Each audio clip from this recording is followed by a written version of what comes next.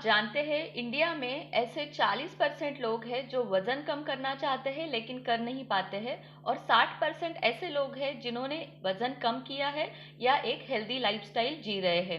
अगर overall India की population देखा जाए तो 40% ये एक बहुत बड़ा नंबर है। तो हमें देखना है कि हम उन 40% में आते हैं या 60% में। Hello friends, welcome to stock goals. मैं संध्या, आपकी हेल्थ टू वेल्थ कोच। आप सभी जानते ही हैं कि हमने देखा था हेल्थ टू वेल्थ सीरीज, जिसमें हमने बहुत सारी एस्पेक्ट्स के बारे में बातें की थी। जिसमें सेकंड एपिसोड हमने देखा था फिजिकल हेल्थ के बारे में। उसमें मैंने आपको बताया था कि मैं और एक वीडियो बनाऊंगी जिसमें मैं आपको बताऊंगी कि कैसे मैंने मेरा 15 किलो वजन कम किया था। तो आज मैं आपको वही बताऊंगी। आगे बढ़ने से पहले मैं एक आपको एग्जांपल देना चाहती हूँ। देखिए, अगर दो पर्सन किसी इंटरव्यू के लिए जा रहे हैं, उनका नॉलेज सेम है, एक्सपीरियंस सेम है, एजुकेशन सेम है, फिर भी किस पर्सन को सिलेक्ट किया जाएगा? ऐसे अगर हम देखें तो उस पर्सन को सिलेक्ट किया जाएगा जो कि उसका फिजिकल अपीयरेंस अच्छा है, जो कि खुद को प्रेजेंटेबल रख रहा है। इसके पीछे एक साइकोलॉजी होती है कि जो पर्सन अपने ऊपर काम कर रहा है, एक डिसिप्लिन मेंटेन किए हुए है, और दूसरा पर्सन जो कि एक लेजीनेस फील कर रहा है, उसके अंदर कुछ डिसिप्लिन नहीं है, तो इंटरव्यू में ऑब्वियसली एक फिजिकल फिट आदमी को ही सिलेक्ट किया जाएगा। तो ये उसके ऊपर, उसके पीछे एक साइकोलॉजी होती है।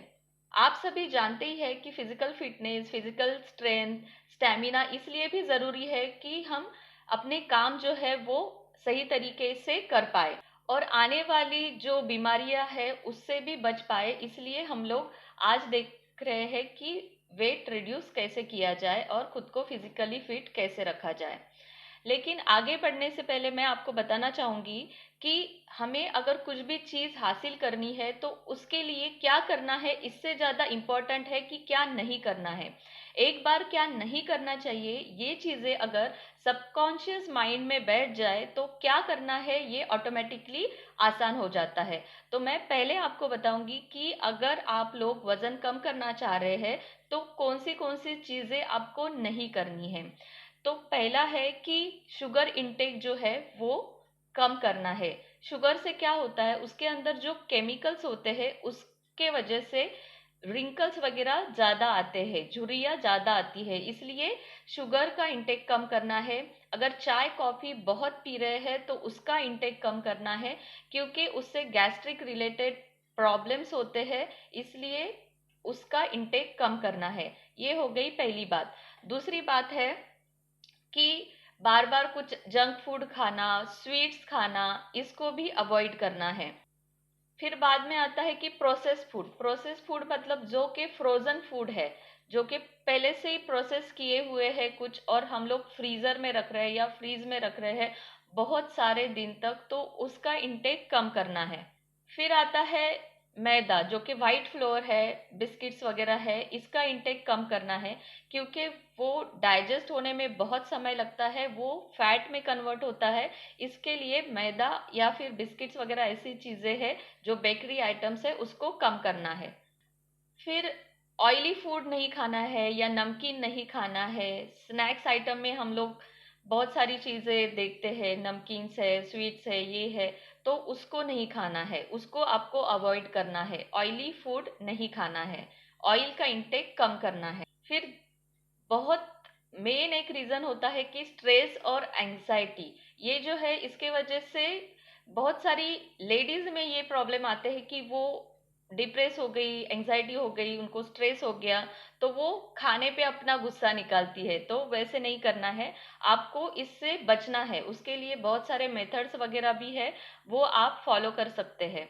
फिर और एक चीज है इमोशनल ईटिंग। मतलब क्या होता है, बहुत ज्यादा हैप्पीनेस अगर है तो भी हम लोग कुछ ना कुछ खाते रहते हैं, या फिर सैड वाली फीलिंग है तो भी हम लोग खाते रहते हैं। तो इमोशनल ईटिंग जो है वो नहीं करना है। तो ये हो गई कि क्या चीजें नहीं करनी है। आप बैठिए शांति से और देखिए कि आपका ईटिंग पैटर्न क्या है, और आप वो चीजें एक पेपर पे लिख के रखिए और स्टिक कीजिए कि ये चीजें मुझको नहीं खानी है। तो एक बार अगर ये चीजें आपके सामने हो तो आप ये सारी चीजें नहीं खाएंगे। मैंने क्या हैक किया है मैं आपको बताती हूँ। मैंने एक बड़ा सा क्रॉस करके बनाया है घर पे, और वहां पे लिखी है कि ये चीजें मुझे नहीं खानी है। तो वो हमेशा मेरे आंखों के सामने रहती है, तो मैं वो चीजें ऑब्वियसली अवॉइड करती हूँ। तो चलिए अब देखते हैं कि ऐसी क्या चीजें हैं जो हमें फॉलो करनी चाहिए, जिसके वजह से हम एक हेल्दी लाइफस्टाइल जी सके और अपना वेट भी रिड्यूस कर पाए बिना किसी डाइटिंग के। हमें डाइटिंग नहीं करना है, लेकिन एक हेल्दी लाइफस्टाइल फॉलो करना है।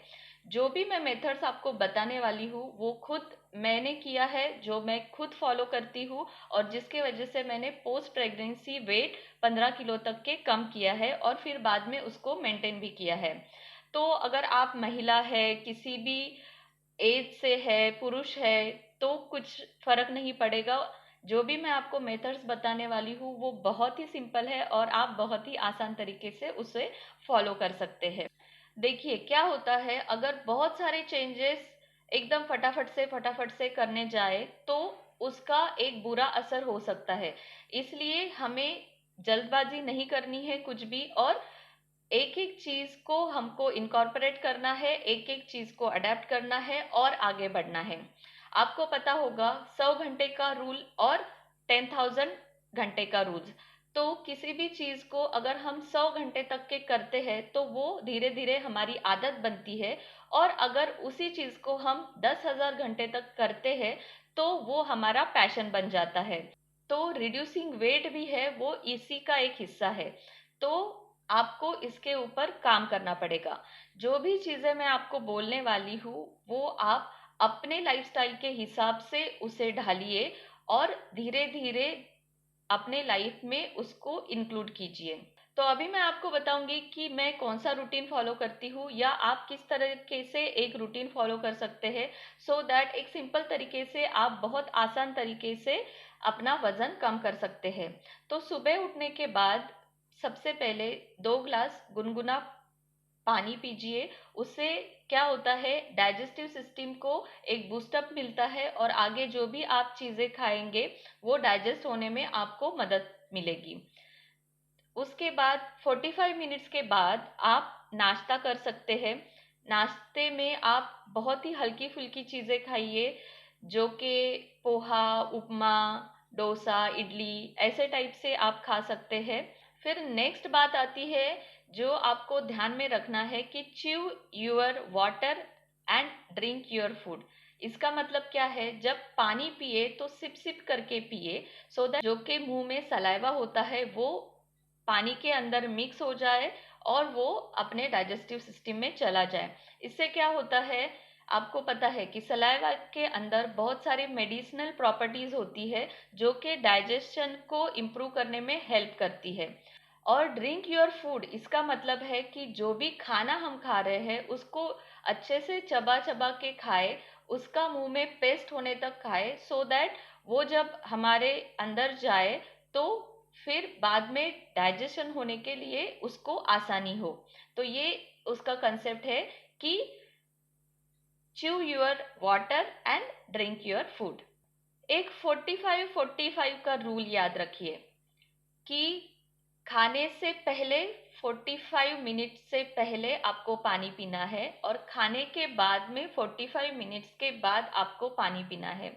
ये इसलिए कि अगर खाना खाते समय आप पानी पीते रहेंगे तो डिस्टरबेंस होता है, डाइजेस्टिव सिस्टम को डिस्टरबेंस होता है, क्योंकि फूड का एक टेम्परेचर अलग होता है, पानी का एक टेम्परेचर अलग होता है। बीच बीच में पानी पीने से क्या होता है, ब्लोटिंग जैसे प्रॉब्लम आ सकते हैं। दिन में बड़े बड़े मील लेने से अच्छा कि आप उसको छोटे छोटे मील्स में डिवाइड कीजिए। मतलब अगर 2 टाइम आप खा रहे हैं बहुत ज़्यादा, तो उसको आप 4 टाइम में डिवाइड कीजिए और उसको थोड़ा थोड़ा खाइए। इसके पीछे रीज़न ये है कि अगर 2 टाइम में बहुत ज़्यादा खा रहे हैं तो जो हम खाना खाते हैं उसमें अगर एनर्जी में कन्वर्ट नहीं हो रहा है तो वो फैट में कन्वर्ट होता है और बॉडी में स्टोर होता है। तो अगर हम उसको छोटे छोटे मील्स में डिवाइड करेंगे तो जो भी हम खाना खा रहे हैं और कुछ काम कर रहे हैं तो वो एनर्जी में कन्वर्ट होगा और वो हमारे बॉडी में स्टोर नहीं होगा। तो इसका आप ध्यान रखिए। अगर बहुत ज़्यादा चाय या कॉफ़ी पीने की आदत है तो उसको कम कीजिए, क्योंकि क्या होता है, बाद में जाके वो एसिडिटी या गैस्ट्रिक प्रॉब्लम्स क्रिएट कर सकता है, तो इसको भी आप अवॉइड कीजिए। अगर आपको ग्रीन टी पीने की आदत है तो अच्छी बात है, नहीं तो आप धीरे धीरे ग्रीन टी पीने की आदत लगाइए। 45 मिनट्स के बाद, सुबह का ब्रेकफास्ट करने के बाद 45 मिनट्स के बाद आप ग्रीन टी पी सकते हैं, या फिर इवनिंग स्नैक्स में आप ग्रीन टी पी सकते हैं किसी फ्रूट को खाने के बाद। हमेशा ध्यान में रखिए कि किसी भी फ्रूट को दूध वाले आइटम के साथ कंबाइन नहीं करना चाहिए। एक आध बार कभी कभार किए तो ठीक है, लेकिन ऐसे बच्चे के लिए मिल्क शेक बना के देना या कुछ बहुत सारी चीज़ें फ्रूट और दूध या ऐसे टाइप से मिक्स नहीं करना है, क्योंकि वो डाइजेस्टिव सिस्टम के लिए हानिकारक होता है। कभी भी इवनिंग में एक सीजनल फ्रूट लीजिए और उसको टी कॉफ़ी के साथ मिक्स मत कीजिए। फ्राइड, जंक फूड, मैदे वाले आइटम्स, ऐसे किसी भी टाइप्स के आइटम जो आप खा रहे हैं उसको आप दिन में जो खाना खा रहे हैं उसमें अवॉइड कीजिए। और सबसे ज़रूरी बात, एक दिन चीट डे रखिए। इसका मतलब क्या है, पूरे हफ्ते तक आपने खुद के ऊपर काम किया है, डिसिप्लिन में खाना खाया है, डिसिप्लिन सब कुछ मेंटेन किया है, जो चीज़ें नहीं खानी है वो नहीं खाई है आपने, तो इसके लिए खुद को शाबाशी दीजिए और एक दिन चीट डे रखिए, जिसमें आपको जो भी पसंद हो वो आप खा सकते हैं, लेकिन एक टेस्ट के लिए खाना है, ना कि बहुत सारा खाना खाना है, नहीं तो आपने जो भी मेहनत की है पूरे हफ्ते में वो वेस्ट हो जाएगी। आपको लगता है कि कुछ गलत चीजें खाने की आदत है, गलत चीजें पीने की आदत है, तो उसको धीरे धीरे कम कीजिए।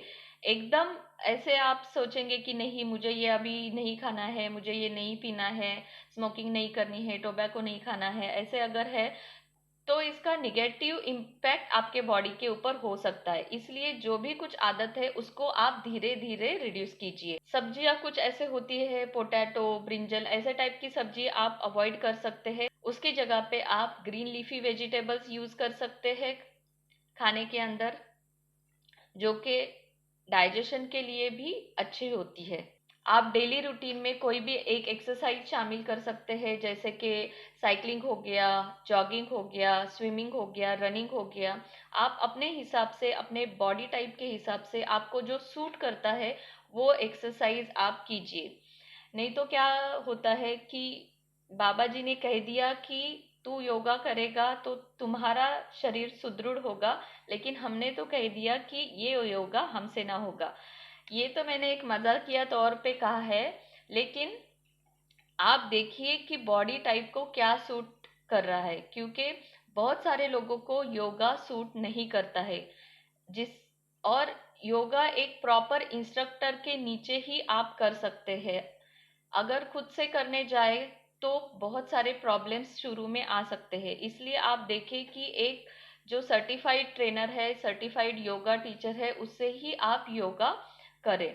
क्योंकि आपने देखा होगा कुछ कुछ आसन जो होते हैं उसमें बताया जाता है कि अगर आपको इस चीज का प्रॉब्लम है, गर्दन का प्रॉब्लम है, तो ये टाइप का आसन मत कीजिए। आपको बैक पेन का प्रॉब्लम है तो इस टाइप का आसन मत कीजिए।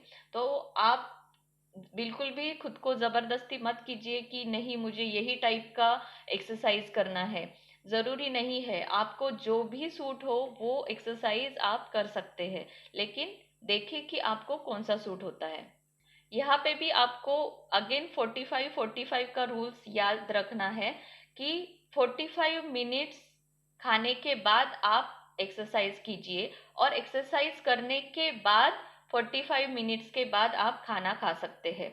तो जब भी एक्सरसाइज करें तो ये रूल आपको हमेशा याद रखना है।